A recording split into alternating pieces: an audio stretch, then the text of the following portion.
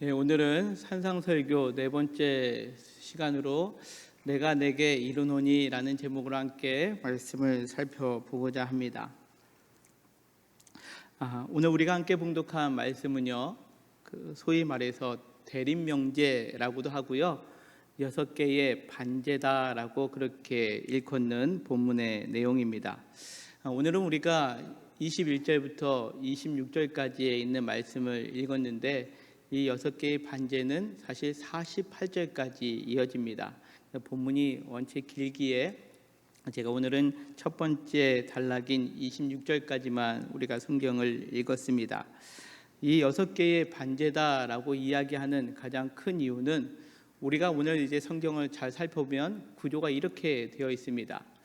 예수님께서 너희는 이렇게 이런 것들을 들었으나 라고 말씀하시고, 그러나 나는 너희에게 이렇게 이야기한다라는 그러한 형식의 구조로 보여지고 있습니다. 다시금 이야기하자면 너희가 과거에 율법적으로 삶을 살아가는 것들이 이렇게 삶을 살라라고 들었지만, 예수님께서 이제 예수님을 믿는 제자들은 너희는 이렇게 삶을 살아가야 된다라는 또 다른 가르침을 우리에게 말씀하고 있습니다. 그렇다면 예수님께서 왜 이와 같은 말씀을 하셨을까요? 마태복음 5장 17절에 이렇게 말씀합니다. 내가 율법이나 선지자를 폐하러 온 줄로 생각하지 말라.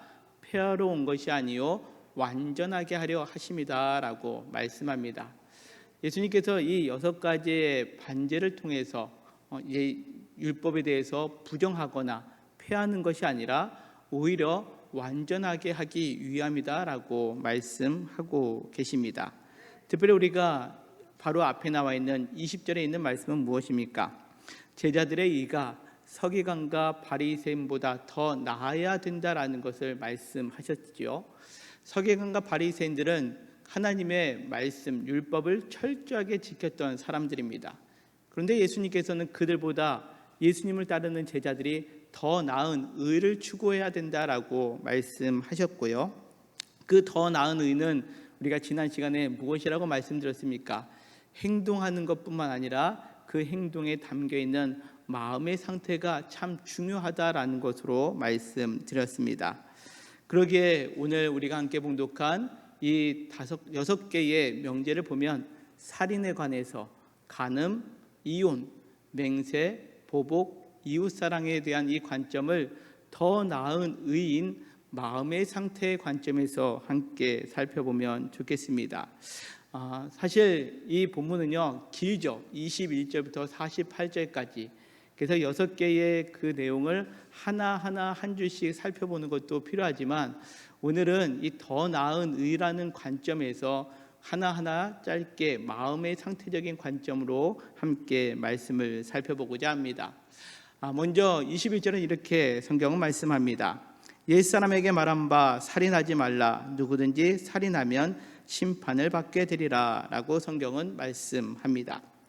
살인하지 말라, 우리가 잘 아는 십계명의 제6계명에 해당되는 말씀입니다. 이 계명을 어기면 심판을 받는다라는 거죠. 어떠한 심판입니까?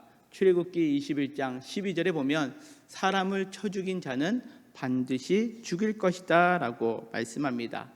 그 살인을 저지른 사람은 율법에 의해서 그 사람도 동일하게 죽임을 당하는 심판을 받게 된다라는 겁니다. 그런데 오늘 예수님께서는 22절에 뜻하지 않게 이렇게 말씀합니다. 나는 너희에게 이르노니 형제에게 노하는 자마다 심판을 받게 되고, 형제에 대하여 나가라 하는 자는 공회에 잡혀가게 되고, 미련한 놈이다 라고 하는 자는 지옥불에 들어가게 되리라 라고 말씀합니다. 자, 우리가 생각할 때 살인은 행위입니다. 내가 누군가를 죽이는 그 행위를 했을 때 나도 심판을 받게 되고, 그 심판에 따라 구약에서는 나의 생명도 이제 끝을 맺을 수밖에 없다라는 것을 이야기합니다. 그러나 오늘 예수님은 심판을 받는데 살인으로 인한 심판이 아니라 그 마음에 노하는 자마다 그 심판을 받게 됨을 성경은 우리에게 말씀하고 있습니다. 살인의 동기인 그 분노, 노하는 마음만 지녔어도 하나님은 그를 심판의 대상으로 여긴다라고 이야기하고 계시죠. 그 분노의 상태가 어떻게 드러납니까? 오늘 성경 보니까 나가라 하는 자는 공회에 잡힌다라고 표현하고 있습니다. 여기서 말하는 나가는 무엇을 의미하느냐? 시브리 말로 욕입니다. 그러니까 우리가 사람들 사이에서 마음이 격해졌을 때, 녹아바랬을 때 쉽게 욕하죠. 그런 의미가 지금 나가다라는 거죠. 더욱이 더 그 녹아 분해서 그 상대방에 대해서 미련하다라고 그렇게 이야기한다라는 거죠. 여기서 미련하다라는 것은요, 너는 무가치해라고 하면서 그 사람에 대해서 공격적인 언행을 하는 것, 이 사람은 지옥불에 들어가게끔 하나님은 심판하신다라는 것을 의미합니다. 사실 우리는 지금까지 신앙생활하면서 무엇에 중점을 두었습니까? 뭐뭐 하지 말라 그러면 안 하면 됐고요, 뭐뭐 해라 라고 하면 그것을 행하는 것이 신앙생활을 참 잘하는 것으로 여겼습니다. 그러나 오늘 예수님께서는 말씀하시는 것은 살인하지 말라라고 해서 살인하지 않은 것으로 내가 신앙생활 잘하고 있네 라고 여기는 것이 아니라 그 마음의 상태가 중요한데, 그 마음의 상태에 노를 품고 있는 것, 그것조차도 하나님 보셨을 때는 심판의 대상이요, 상대방에 대하여 욕을 하거나 그를 무가치한 사람으로 대하는 그 모든 자체가 하나님의 심판의 대상임을 말씀하고 있다는 겁니다. 그러기에 우리가 이 땅을 살아가면서 나는 살인하지 않았다라는 것에 만족하는 것이 아니라 마음속에 그 노하는 마음이 들 때마다 우리는 그것이 하나님의 뜻 가운데 어긋나인 것임을 우리는 살펴볼 필요가 있다는 거죠. 그러기에 오늘 본문 23절 이하에서는 이렇게 말씀합니다. 예물을 드리다가도 형제에게 원망 들을 만한 일이 생각나거든 그 예물을 제단 앞에 내려두고 와서 그와 화목한 다음에 다시금 예물을 드릴 것을 말씀하고 계십니다. 더 나아가서는 너를 고발하는 자와 함께 길을 걸어갈 때에 급히 사화하라라고 말씀합니다. 여기서 사화하라는 것은 급히 화해할 것을 명하고 계시다라는 거죠. 그러기에 우리의 마음 가운데 노를 통해서 내가 다른 사람과의 관계가 껄끄럽거나 아니면 분쟁하는 요소가 생길 때마다 우리의 마음을 잘 다스려야 될 것을 오늘 예수님은 말씀하고 계십니다. 그러기에 오늘 처음에 말씀드린 것처럼 이 본문의 내용을 더 나은 의의 관점으로 보았을 때 우리가 살인하지 않는 것, 이것으로 우리가 율법을 잘 지켰다, 신앙생활 잘했다는 것이 아니라 서기관과 바리새인보다 더 나은 제자된 삶을 살아가기 위해서 버려야 될 것이 있다라는 거죠. 그 버려야 될 첫 번째 마음은 무엇이다? 바로 분노의 마음이다라는 것을 오늘 성경은 말씀합니다.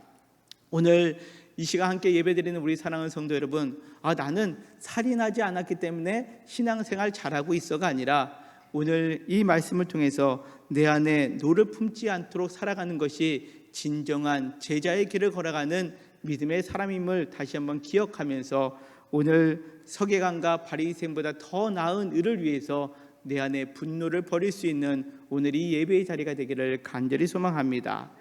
다음으로는 이제 27절에 또 간음하지 말라 하였다는 것을 너희가 들었다라는 거죠. 두 번째 말씀하고 있는 명제는 무엇이냐? 간음에 관한 말씀입니다. 이 간음은 우리가 십계명에서도 또 나오죠. 십계명 중에서도 제일 7계명으로 간음하지 말 것을 말씀합니다. 여기서 말하는 간음은 어떠한 내용이냐? 결혼하거나 아니면 약혼을 한 사람이 다른 사람과 동침할 때 그것을 간음했다라고 그렇게 성경은 표현하고 있습니다. 그러기에 누군가가 결혼하거나 약혼한 사람을 그 사람과 동침하는 그 자체를 하지 않는 것, 우리는 그러면 간음하지 않았어 라고 생각하는데 예수님은 이렇게 말씀하시는 거죠. 나는 너희에게 이르노니 음욕을 품고 여자를 보는 자마다 마음에 이미 간음하였다라고 그렇게 성경은 말씀합니다. 행위만 하지 않는 것이 아니라 그 마음에 음욕을 품었다라는 것 그 자체만으로 그는 벌써 하나님의 계명을 어긴 사람이 되고 말았다라는 것을 예수님은 말씀하고 있습니다. 그렇다면 음욕을 품었다라는 것은 무엇일까요? 내가 저 여인과 내가 동침하고 싶다라는 그 마음을 드는 그 우리의 마음 속에 깊은 곳에 들어있는 마음의 상태는 무엇일까요? 그것은 바로 탐심이다라는 거죠. 결혼을 앞두고 있는 여인이나 아니면 결혼한 사람, 나의 것이 아닌데 내가 저 사람과 내가 갖고 싶어라는 그 탐심의 마음의 문제로 인하여 그는 음욕할 수밖에 없었고, 음욕하게 되면 그것조차도 간음한 모습이다라고 예수님은 말씀하고 계시다라는 겁니다. 그러기에 오늘 말씀을 통해서 우리가 신앙인, 특별히 예수 그리스도를 따라가는 제자된 삶을 살아간다면 우리가 더 나은 삶을 위해서 버려야 될 두 번째 마음은 무엇이냐? 바로 탐심의 마음임을 오늘 주님은 우리에게 말씀하고 있습니다. 자, 탐심, 다른 말로 이야기하면 탐욕이죠. 탐욕. 우리가 어떻게 보면 이 땅을 삶을 살아가면서 마음 가운데 무언가를 얻고자 하는 탐심의 마음, 탐욕의 마음은 우리의 욕망 중에 하나인 것 같습니다. 저도 그런 것 같습니다. 아이들과 맛있는 것을 먹다 보면요, 정말 맛있는 거면, 내 입맛에 맞는 거면 아이들이 먹기 전에 제가 하나 더 먹으려고 하는 마음, 어찌 보면 그것도 탐심의 마음이다라는 거죠. 그런데 우리가 진정으로 참된 신앙생활을 갖기 위해서는 이 탐심의 마음을 버려야 된다라는 겁니다. 우리의 욕망이지만 우리는 이것을 벗어버릴 줄 알아야 된다라는 거죠. 왜냐? 욕망대로 삶을 살아간다는 것은 결코 하나님의 자녀다움을 이룰 수 없기 때문에 그렇다라는 거죠. 그러기에 예수님께서는 우리가 이 땅을 삶을 살아가면서 우리의 마음 가운데 매일같이 솟구쳐 오르는 이 탐심의 마음을 우리는 제거하고, 이 탐심의 마음으로부터 시작되는 음욕과 간음으로 이어질 수밖에 없는 그 모든 것들을 초기에 차단할 것을 우리에게 말씀하고 계시다라는 사실입니다. 다음으로 말씀하고 있는 것이 31절에 이혼에 관한 이야기입니다. 또 일렀으되 누구든지 아내를 버리려거든 이혼 증서를 줄 것이라 하였으나 라고 예수님은 말씀합니다. 자, 과거에 보니까 구약 성경에 누구든지 아내를 버리려거든 이혼 증서를 줄 것이다 라고 말씀하고 있는데요, 신명기 24장 1절에서 이렇게 말씀합니다. 사람이 아내를 맞이하여 데려온 후에 그에게 수치되는 일이 있음을 발견하고 그를 기뻐하지 아니하면 이혼 증서를 써서 그의 손에 주고 그를 자기 집에서 내보낼 것이요 라고 말씀합니다. 자, 여기서 말씀하는 것은 이혼의 당위성을 이야기하기보다는, 자, 이 여인에게 그 여인과 이혼할 때에 이혼 증서를 써주는 가장 큰 이유는 무엇이냐? 이혼 증서의 목적이 이 자기 집으로 돌아가는 여인을 보호하기 위한 조치였다라는 거죠. 사실 한 가정을 이루는 것은 하나님의 뜻이었습니다. 그러나 뜻하지 않게 이혼하게 될 때 당시에는요, 여인을요 일종의 소유로 여겼던 그러한 시대적인 환경이 있었습니다. 그러기에 그 여인을 내쳤을 때에 그 여인이 이 땅에서 버림받은 여인으로 살아가는 것이 아니라 합당하게 이혼 증서를 주고 그를 그의 집으로 돌려보내는 그러한 형태를 갖기 위하여 이혼 증서를 써서 줄 것이다 라고 이야기했다라는 거죠. 다시금 이야기하자면 이혼 증서를 주는 가장 큰 이유는 내가 당위성을 갖기보다는 그 상대방의 여인을 생각해서 이혼 증서를 써줘야 된다라고 이야기하는 겁니다. 그런데 이것이 변질됐습니다. 어떻게 변질됐냐? 이제 여인을 버리고 싶을 때 이혼 증서를 써서 함부로 보내버리는 그런 일들이 사람의 마음 가운데 생기게 되었다라는 거죠. 그러기에 예수님은 이렇게 말씀하시는 겁니다. 나는 너에게 이르노니 누구든지 음행한 이유 없이 아내를 버리면 그는 그로 간음한 것이다 라고 말씀합니다.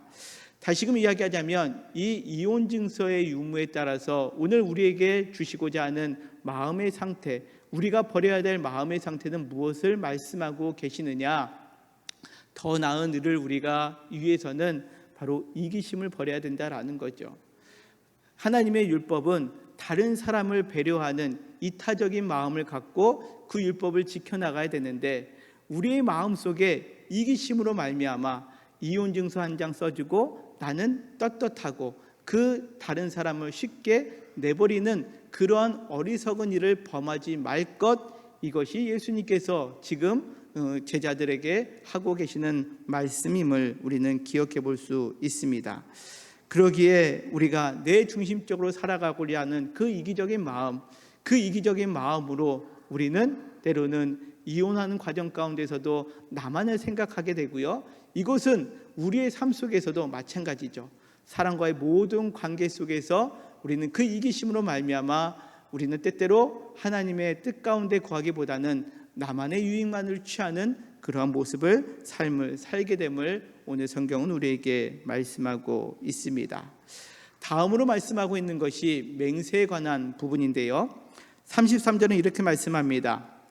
또 옛사람에게 말한 바 헛맹세를 하지 말고 내 맹세한 것을 주께 지키라 하였다는 것을 너희가 들었으나 라는 겁니다. 자, 여기서 구약 성경에서 말씀하고 있는 즉 율법에서 말씀하고 있는 것은 헛맹세하지 말 것을 이야기하고, 맹세를 했다면 그것을 꼭 지켜라 라고 그렇게 이제 율법에는 그렇게 기록하고 있다라는 거죠. 그런데 예수님께서는 이 이야기는요, 레위기 19장 21절에 이렇게 말씀합니다. 너희는 내 이름으로 거짓 맹세함으로 내 하나님의 이름을 욕되게 하지 말라, 나는 여호와니라 라고 그렇게 성경은 말씀합니다. 자, 그들에게 거짓 맹세를 하지 말라라고 그렇게 이야기합니다. 여기서 말하는 거짓 맹세는 무엇이냐? 우리가 십계명의 3계명이 무엇입니까? 여호와 이름을 망령되이 일컫는 거다라고 그렇게 우리는 알고 있지 않습니까? 하나님의 이름을 함부로 부르면서 내가 그것을 맹세할 때에 그것을 내가 온전히 지키지 못하는 그 모든 것들, 이것이 하나님의 이름을 욕되게 하는 것이다 라고 그렇게 기록하고 있다라는 거죠. 그러기에 구약의 율법 가운데에서는요, 헛맹세, 거짓 맹세를 경계하지만, 그러나 우리가 조금 전에 읽은 것처럼 하나님 앞에 정당하게 한 맹세, 진실되게 한 맹세는 어느 정도 허용되는 것처럼 보여집니다. 그러나 오늘 예수님은 뭐라고 말씀합니까? 나는 너희에게 이르노니 도무지 맹세하지 말지니 라고 그렇게 성경은 말씀합니다. 구약 성경에서는요, 네가 지킬 수 있는 건 맹세해도 돼 라고 맹세에 대해서 가능성을 열어놨다면, 예수님은 도무지 맹세하지 말라라고 그렇게 말씀하고 계십니다. 그러면서 이어지는 말씀이 하늘로도 하지 말고 땅으로도 하지 말고 예루살렘에도 하지 말고 내 머리로도 하지 말 것을 우리에게 명하고 계시다라는 거죠. 자, 오늘 이 본문에서 말씀하고 있는, 그러면 우리의 마음의 상태의 문제는 무엇을 예수님께서는 지적하고 계실까요? 우리가 더 나은 일을 위하여 버려야 될 마음은 이 맹세를 통해서 자만심이다라고 그렇게 이야기할 수 있습니다. 여러분들 맹세할 때 어떻습니까? 나는 지킬 수 있어 라는 생각으로 우리가 맹세하는 경우들이 있지 않습니까?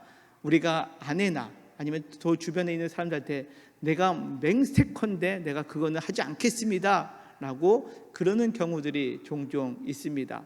여러분들 그 맹세 여러분들은 잘 지키며 살아가고 계십니까? 우리가 사실 삶을 살아가면서 나는 그 순간에는 정말 잘 지킬 것 같습니다. 그러나 어떻습니까? 우리는 상황에 따라, 또한 여러 가지 환경에 따라, 아니면 내 연약함 때문에 우리는 그 맹세했던 것을 잘 지키지 못하는 경우들이 많이 있다라는 거죠. 내 스스로 내가 잘할 수 있다라는 그 자만심, 사실 오늘 예수님께서 말씀하고 있는 우리 신령 가운데 버려야 될 마음 가운데 하나가 바로 이 자만심이다라는 거죠. 이 맹세를 통해서 더 나은 누를 위해서 우리는 어떠한 마음을 가져야 되느냐? 나는 완벽하지 못한 존재구나라는 것을 늘 인지하면서 삶을 살아가야 된다라는 거죠. 그러나 우리는 때때로 내가 내 자신을 드러내기 위하여, 내 허물을 감추기 위하여 오히려 더 당당하게 맹세하는 그러한 모습들을 보여지게 된다면, 그것은 예수님께서 말씀하시고 있는 예수님의 제자된 삶으로서 더 나은 의를 추구하는 모습이 아님을 우리에게 말씀하고 계시다라는 사실입니다. 그러기에 오늘 말씀을 통해서 우리는 내가 스스로 자만하고 있었다라는 것은 내가 그 마음속에 이 자만심이 때때로 하나님의 길을 걸어가는데, 주님의 제자된 길을 걸어가는 데에 우리가 그것이 걸림돌이 될 수 있음을 여러분들 기억하셨으면 좋겠습니다. 그러기에 37절은 뭐라고 말씀하고 있습니까? 그러기에 오직 너희의 말은 맹세가 아니라 옳은 것은 옳다, 아닌 것은 아니다 라는 것에 그것에 멈추고 그것이 지나치는 것은 악에서 나는 것이다 라고 주님은 말씀하고 계시다는 겁니다. 그러기에 오늘 이 말씀을 통해서 나의 연약함, 나의 불안정한, 그리고 미완성한 이 우리의 심령을 늘 믿음으로 고백하면서 하나님, 나는 연약합니다, 나는 부족합니다, 내가 스스로 자고하지 않고 자만하지 않도록 우리가 함께 기도하며 나아가는 우리 영통교회 모든 성도님들 되시기를 간절히 소망합니다. 또한 이어지는 38절에 있는 말씀은요, 우리가 잘 아는 말씀입니다. 또 눈은 눈으로 이는 이로 갚으라 하였다는 것을 너희가 들었다라는 거지요.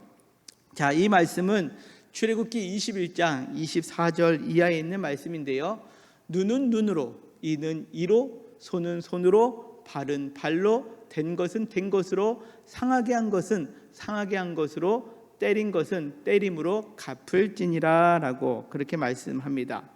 자, 이 이야기를 들을 때 그렇지, 내가 한 대 맞으면 한 대 갚아야지 라는 생각을 하게 됩니다.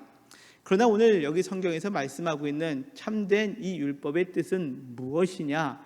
이것은 내가 받은 것을 갚아주라 라는 의미보다는 내가 누군가에게 해를 가면 나도 동일하게 해를 받을 수 있다라는 것을 우리가 기억하기 위하여 이 율법을 주셨다라는 겁니다. 그런데 사람은 어떻게 합니까? 내가 누군가를 해를 가할 때 나도 당할 수 있기에 그러지 말아야지 하는 것이 아니라, 누군가가 나에게 해를 당하면 그치, 나도 동일하게 갚아야지라는 그 마음을 갖게 되는 것, 이것이 그 율법을 오용하는 모습들 가운데 하나임을 오늘 성경은 말씀합니다. 또 하나님께서 이스라엘 백성들에게 이 율법을 주신 두 번째 의미가 있습니다. 그것은 힘이 있는 자와 힘이 없는 자의 관계 속에서 그것을 균등하게 이루고자 하시는 하나님의 뜻이 담겨 있다라는 거죠. 예를 들어서 이런 겁니다. 힘이 있는 자가 약한 자에게 해를 가합니다. 그죠? 하나의 손해를 입혔습니다. 약한 자가 그 힘이 강한 사람에게 야, 너 나한테 하나 손해 입혔으니까 하나 줘 라고 했을 때 그것을 합당하게 받을 수 있을까요? 그렇지 못한 경우가 많이 있지 않습니까? 그러기에 그것을 율법으로 보장한 겁니다. 아무리 힘이 있건 힘이 약하건 간에 그가 다른 사람에게 해를 끼쳤으면 그 약한 사람에게 그 힘이 없다 할지라도 동일하게 보상해 주어야 된다라는 거죠. 또 반대로 과하게 되는 것을 또 방지합니다. 예를 들어서 힘이 연약한 자, 빈약한 자가 실수로 본의 아니게 강한 사람에게 해를 끼쳤습니다. 두 가지의 해를 끼쳤으면 어떻게 합니까? 강한 사람은 그 약한 사람에게 너 나한테 2개 손해를 입혔어? 라고 하면서 2개만 그 사람에게 갚으려고 할까요? 4배, 5배, 10배로 갚으려고 할까요? 힘이 있기에 2배가 아닌 3배, 4배, 10배로 갚으려고 하는 것이 사람의 그 못된 심성이 있기 때문에 그렇다라는 거죠. 그러기에 이 율법은 무엇이라고 말씀합니까? 자, 하나를 이는 이로, 눈은 눈으로, 된 것은 된 것으로 동일하게 갚을 것을 명하셨다라는 거죠. 그런데 오늘 예수님은 무엇이라고 말씀합니까? 39절에 나는 너희에게 이르노니 악한 자를 대적하지 말라라고 그렇게 말씀하고 계십니다. 다시 말해서 맞서지 말라라는 거죠. 보복하지 말라라는 겁니다. 그렇다면 예수님은 왜 내가 당한 게 있는데 왜 대적하지 말라라고 말씀하고 계실까요? 그 대적하는 순간 그것이 우리의 적대적인 관계가 형성되고 그것을 통해서 우리가 다음에 나오는 것처럼 우리는 원수를 맺을 수밖에 없는 상황으로 이어지기 때문에 그렇다라는 겁니다. 그러기에 우리가 혹 당하는 것들이 있습니다. 그렇다 할지라도 오늘 예수님께서 말씀하시는 것은 우리가 서기관과 바리새인보다 더 나은 의를 추구하는 예수님의 제자라면 우리가 버려야 될 마음은 무엇이냐? 보복하려는 그 마음을 버려야 된다라는 것을 오늘 주님은 말씀하고 있습니다. 맞서지 않으려는 그 마음에 그 적대적인 관계가 사라질 수 있기 때문에 그렇다라는 거죠.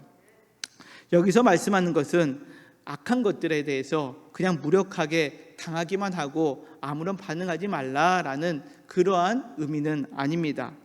오늘 말씀 가운데 예수님께서 말씀하시고 있는 대적하지 말라라는 것은요, 세상을 변화시킬 수 있는 마음으로 우리가 그것을 인내하는 것으로 이야기하실 수 있습니다.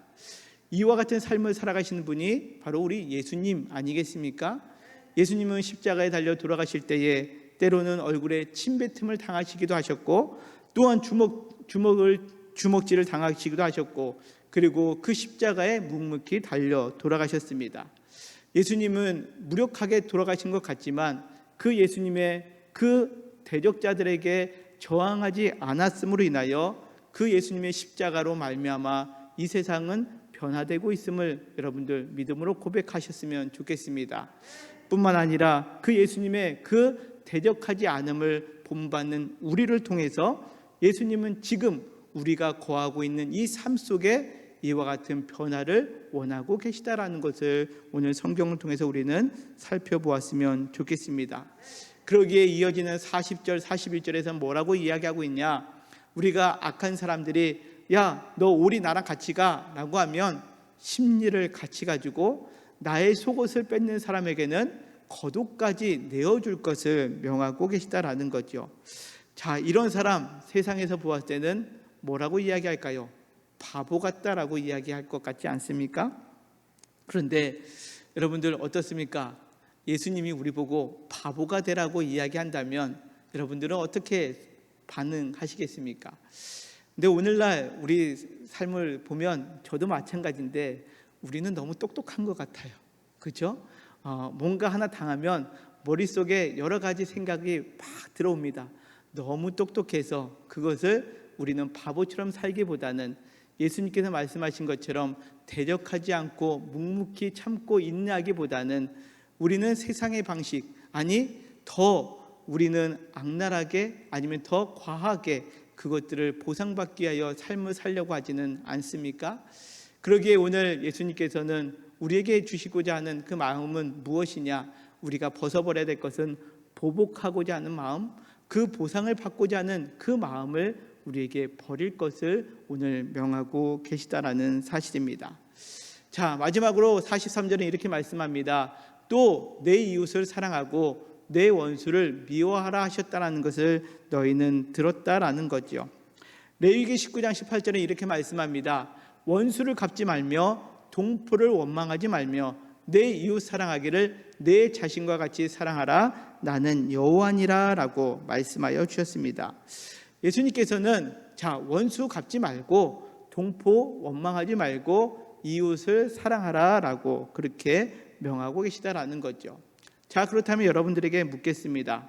여러분들에게 이웃은 누구이고 원수는 누구입니까? 멀리 떨어져 있다라고 원수일까요?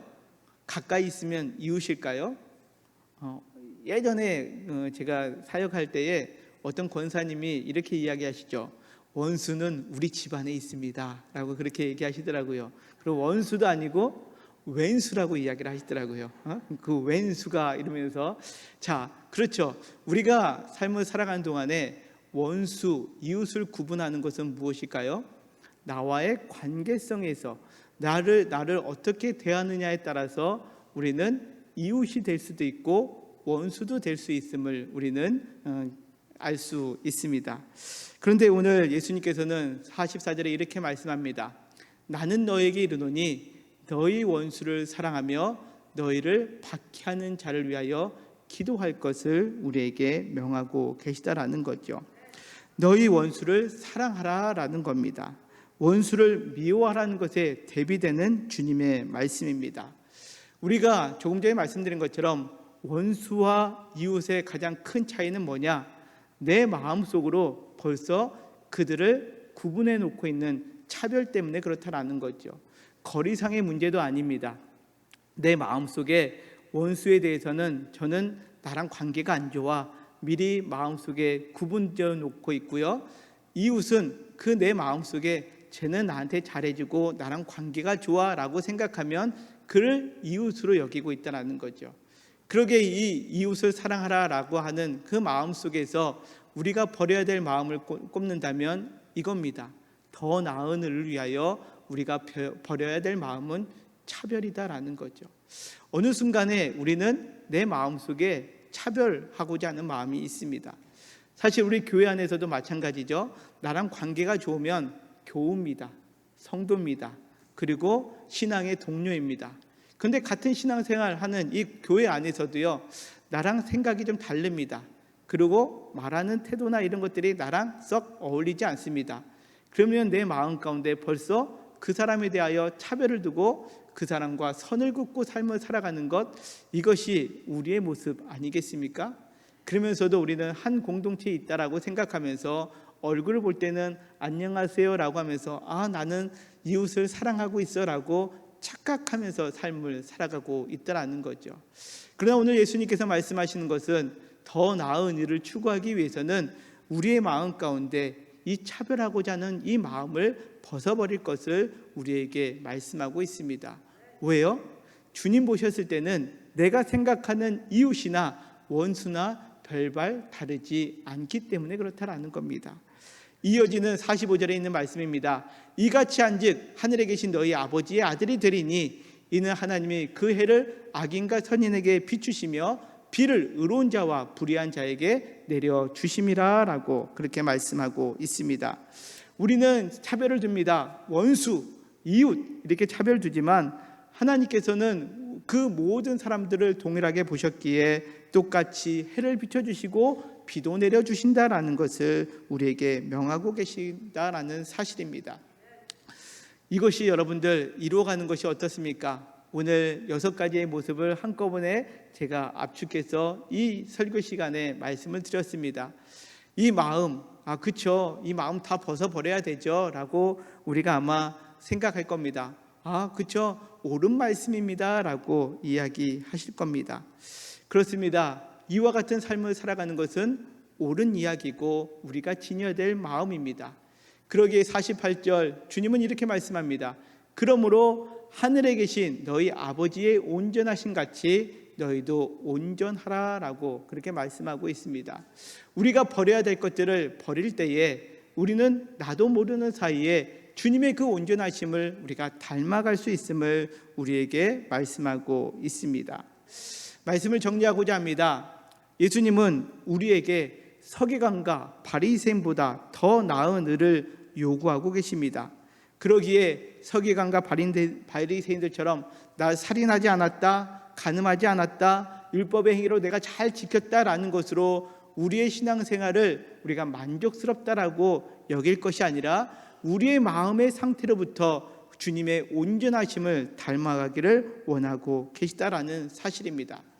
그러기에 서기관과 바리새인보다 더 나은 의를 가지기 위해서 우리는 우리의 마음속에 분노, 탐심, 이기심, 자만심, 보복심, 차별 이 모든 마음을 버릴 것을 오늘 성경은 우리에게 말씀하고 있습니다. 우리도 어느 순간 우리가 신앙생활하면서 주님의 마음을 갖고 신앙생활을 해야지, 그 주님의 사랑의 마음을 따라 오늘 우리는 이 자리에 앉아 있습니다. 근데 어느 순간부터 우리는 나도 모르는 사이에 내 마음보다는 겉으로 드러나는 것이 우리의 신앙의 평가가 되었고, 내가 좀 더 열심히 기도하고 웃으면서 사람을 대할 때에 내 마음에는 이와 같은 마음이 있음에도 불구하고 내가 겉으로 보여지는 것으로 인하여 나는 신앙생활을 참 잘하고 있다라고 여겨질 때가 혹 계시지는 않습니까? 혹 그런 마음들이 있다면 오늘 이 말씀을 다시 한번 기억하면서 예수님께서 너희 의가 서기관과 바리새인보다 더 나아야 됨을 다시 한번 우리에게 명령하고 계심을 기억하면서 내 마음속에 들고 있는 분노, 탐심, 이기심, 자만심, 보복심, 그리고 차별하고자 하는 그 모든 마음을 버릴 수 있는 저와 우리 모두가 되기를 간절히 소망합니다. 자, 이 마음을 가지려면 우리는 그러면 이 마음을 벗어버리려면 우리는 어떻게 해야 할까요? 자, 우리는 신앙생활하면서 빼놓지 않고 해야 될 것을 꼽는다면 예배 생활뿐만 아니라 기도 생활이 있습니다. 우리가 사실 기도할 때 어떤 내용으로 여러분들 기도하고 계십니까? 사실 우리가 물질이 부족할 때, 상황이 어려울 때 우리는 정말 주님 앞에 간절하게 기도하는 경우들이 있습니다. 나에게 육신의 연약함이 생겼을 때, 질병이 생겼을 때 우리는 그것을 고침받기 위하여 하나님 앞에 기도하는 경우들이 있습니다. 내 삶 속에 때로는 앞길을 알지 못할 때, 내게 지혜가 부족할 때 우리는 그것을 하나님 앞에 구할 때가 있습니다. 자, 그런데 여러분들 오늘 이 마음을 벗어버리기 위하여 하나님께 얼만큼 기도해 보셨습니까? 이와 같이 내가 주님의 길을 걸어가기 위하여 내 마음에 분노가 임하고 탐심이 임하고 이기심과 자만심과 보복심과 차별의 마음이 들 때 이것을 벗어버리기 위하여 여러분들 주님께 기도해 보셨습니까? 오늘 이 말씀을 기억하면서 저와 우리 모두가 세상에서 추구하는 것처럼 하나님 내게 건강 주시고 물질 주시고 하나님 지혜 주시고 또한 앞길 열어주시옵소서라고 기도하는 것 이상으로 우리의 이 마음을 향하여 하나님 앞에 기도하며 나아가는 저와 우리 모두가 되기를 간절히 소망합니다. 여러분들 사실 물질은요, 은행에 가면 있습니다. 은행에서 안 빌려줘도 누군가 나에게 도와줄 수 있는 경우 있습니다. 그렇지 않습니까? 나에게 건강, 좋은 의사 선생님 만나면 고칠 수 있습니다. 그렇죠? 나에게 지식이 부족할 때 좋은 선생님 만나면 우리는 지식을 채울 수 있습니다. 우리의 마음은요, 우리의 마음은 그 세상 그 누구도 우리의 마음을 다스리고 고칠 수 없습니다. 누구만이 가능합니까? 바로 예수님만이 가능합니다. 그러기에 우리가 그 예수님을 향하여 기도해야 되는 겁니다. 비록 내가 물질을 위해서, 건강을 위해서 기도하지 못한다 할지라도 오늘 이 말씀을 듣는 우리 사랑하는 성도 여러분, 이 우리의 마음의 상태를 위하여 함께 주님 앞에 기도하며 나아가는 우리 영통교회 모든 성도님들 되시기를 바랍니다.